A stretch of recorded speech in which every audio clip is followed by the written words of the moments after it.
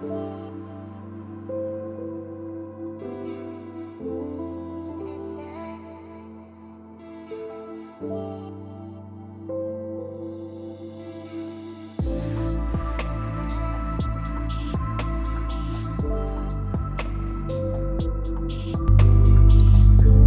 को आइडियल समझकर तारीख और हिकायत को देखा जाए तो तारीख बहुत ज्यादा वसी और हिकायत बहुत ज्यादा महदूद नजर आती है।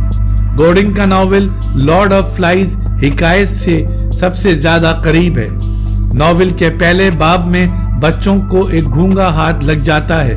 बच्चे इस गूंगे को एक समाजी हकीकत बना देते हैं। गूंगे में बच्चे अपनी सांस भरते हैं, गूंगे से आवाज निकालते हैं और जजीरे के दूसरे बच्चों को बुलाते हैं। जैसे जैसे कहानी आगे बढ़ती है ये पता चलता है कि बच्चों में तहजीब, बर्बरियत, अनारकी और जमहूरियत के दरमियान इंतखाब का मसला है। एक जबरदस्त तबाही बच्चों को एक जजीरे में ले आई है। बात यह है कि एटमी धमाका हुआ है और जिब्राल्टर और इदलीस अबाबा होते हुए लोग भागे हैं, लेकिन इनके हवाई जहाज पर हमला किया गया है और जहाज के मुसाफिर ट्यूब में बैठे हुए ये बच्चे जजीरे के एक जंगल में उतर आए हैं और हवाई जहाज शोलों की नजर हो गया है। जंगल पर भी एक जबरदस्त क़यामत आई और मुसाफिर ट्यूब में बैठे हुए कुछ बच्चे समंदर की मौजों और हवाओं का मुकाबला करने लगे और कुछ जंगल की झाड़ियों में बिखर गए। ये एक दहशतनाक वाकया है, लेकिन इस सारे वाकये का पता बच्चों की गुफ्तगू से चलता है। हालांकि जब बच्चे सोकर उठते हैं तो इस वाकये को कमोबेश भूल जाते हैं। इस वाकये का कोई असर इनके शऊर पर नहीं बाकी रहता। बाद में ये बच्चे भयानक ख्वाब जरूर देखते हैं। इस नॉवेल से ट्रेजर आइलैंड और ऐसे ही दूसरे जजीरों की याद ताज़ा हो जाती है। बाज़ औक़ात इस जजीरे पर बाग़े अदन का शुबा होता है। बच्चों की इस दुनिया में रॉल्फ और जैक, पिगी और साइमन नुमाया किरदार अदा करते हैं। जैकब के लिए ये जंगल बेहतरीन शिकारगाह है, मगर इसे ये एहसास भी रहता है कि इसका शिकार भी किया जा रहा है। जैक बर्बरियत की दुनिया से करीब होता है। उसे कश्ती के मुकाबले में सुअर से ज्यादा दिलचस्पी होती है। वो घर बनाना चाहता है। इसकी जिबल्लतें घरेलू आदमी की जिबल्लतें हैं। वो माशरे को महज़्ज़ब बनाना चाहता है। वो सबको घर देना चाहता है। जैकब और राल्फ के मिजाज में बड़ा तजाद है। इन दोनों लड़कों के तजुर्बात का तसादुम बढ़ता ही चला जाता है। ये तजुर्बों और एहसास के दो ऐसे बर्र-ए-आज़म बन जाते हैं जिनके दरमियान इब्लाग मुमकिन नहीं है। तीसरा साइमन है, जिसको ये दोनों कुछ खिसका हुआ, कुछ मखबूतुल हवास समझते हैं, लेकिन गोल्डिंग इस लड़के को वली बताता है। मसीहा नफ्स वली जैक और पिगी के दरमियान हमेशा सुलह कराने वाला लड़का, वो हमेशा दूसरे बच्चों को दरख्तों से फल तोड़ कर देता रहता है और जंगल में रहते हुए इस लड़के का राब्ता फितरत से है, बल्कि खुदा से कायम हो जाता है। साइमन नाजुक तरीन हिस्सियत का नुमाइंदा है। ये बच्चे जन्नत में नहीं रहते और ना ये किरदार अलामती हैं। ये सब तबई हकीकत के नुमाइंदा हैं।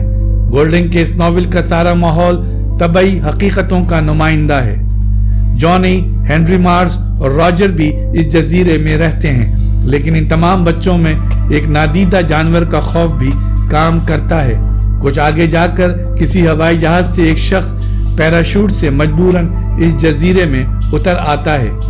इस आदमी पर भी इन्हें इस नादीदा जानवर का गुमान होता है।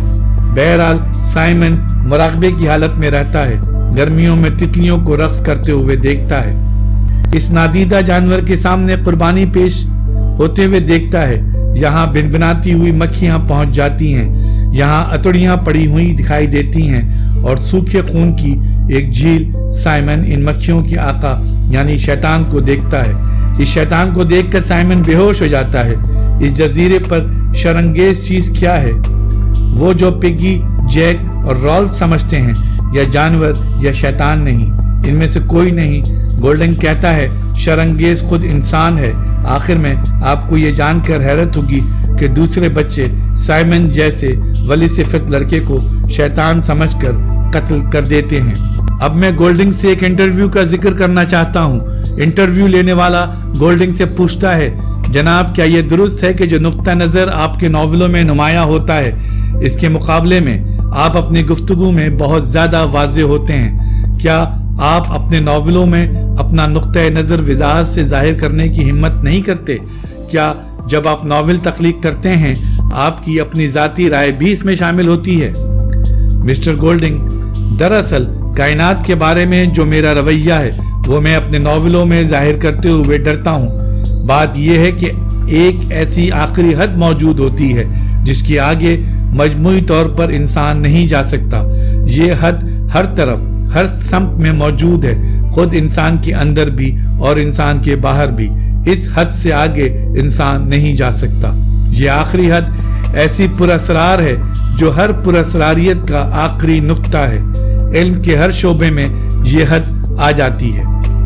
इंसान एक हद तक इल्म हासिल कर सकता है, इसके आगे नहीं। एक हद तक महसूस कर सकता है, इससे ज्यादा नहीं। एक हद तक बयान कर सकता है, इससे ज्यादा नहीं।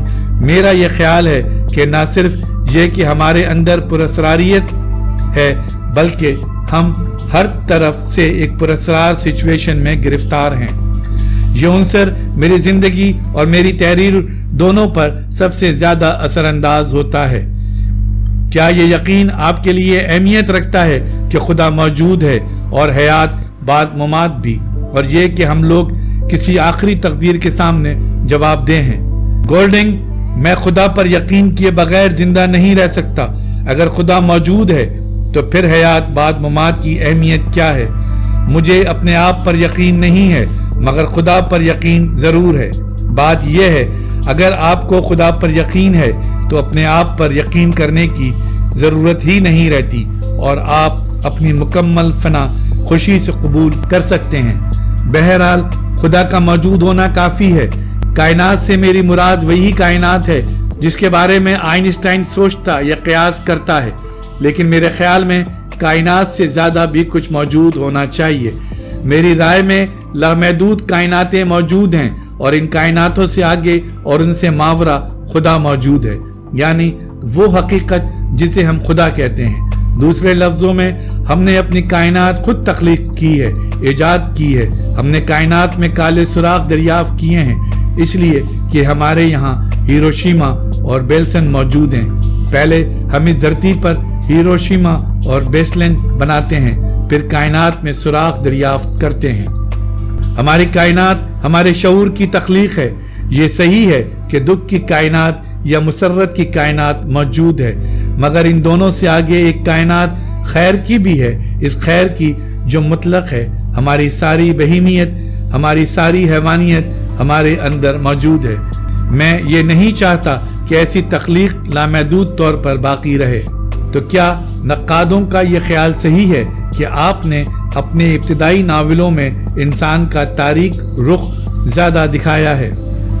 गोल्डिंग, जी हाँ, जंग से पहले मैं इंसानों के बारे में तरक्की पसंदाना नजरिया पेश करता था, लेकिन जंग के ज़माने में और जंग के बाद मेरे मुशाहिदात और मेरे तजुर्बात ने मेरा नुक्ता नज़र बदल दिया।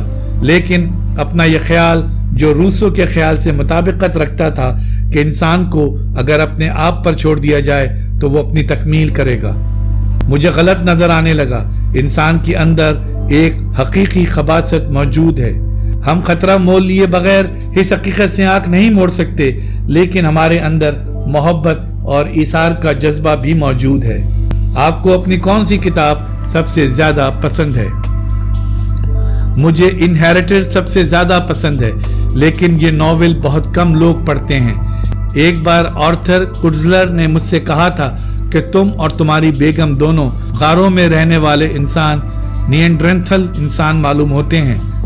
ये सही है कि मुझे जदीद इंसान होमोसेमिनी के मुकाबले में गारों में रहने वाले इंसान ज्यादा पसंद हैं। H.G. वेल्स ने अपनी तारीख में लिखा है कि पत्थर के जमाने में गारों में रहने वाले इंसान खूंखार थे। मुझे बाद में मालूम हुआ कि जिस जमाने में मैं ये नावल लिख रहा था, आसार कदीमा के माहिरीन को ईरान में एक गार का पता चला था और ये भी मालूम हुआ था कि गारों में रहने वाले मर्दमखोर नहीं थे, बल्कि अगर कोई लंगड़ा हो जाता तो इससे हमदर्दी करते थे।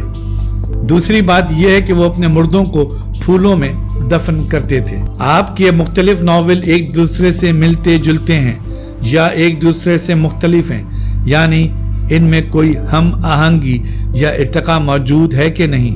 गोल्डिंग: लिखना खुद एक जुनून है जो हम पर मुसल्लत रहता है और हर नॉवेल में एक ऐसा ख्याल मौजूद है जो कि आसेब की तरह मेरे साथ रहा है। तमाम किताबों में सिर्फ ये ख्याल नहीं है, मुझे एक ही टाइप के नॉवेल लिखने की ज़रूरत भी नहीं थी, क्योंकि मेरा पहला novel Lord of the flies ऐसा नॉवेल है जिसकी सिर्फ अमेरिका में 70 लाख कॉपियां फरोख्त हुई हैं। मैंने अपना हर नॉवेल अपनी अंदरूनी ज़रूरत की वजह से लिखा है, वरना एक नॉवेल से मुझे इतने पैसे मिलते रहे हैं कि दूसरा नॉवेल लिखने की कोई ज़रूरत नहीं थी।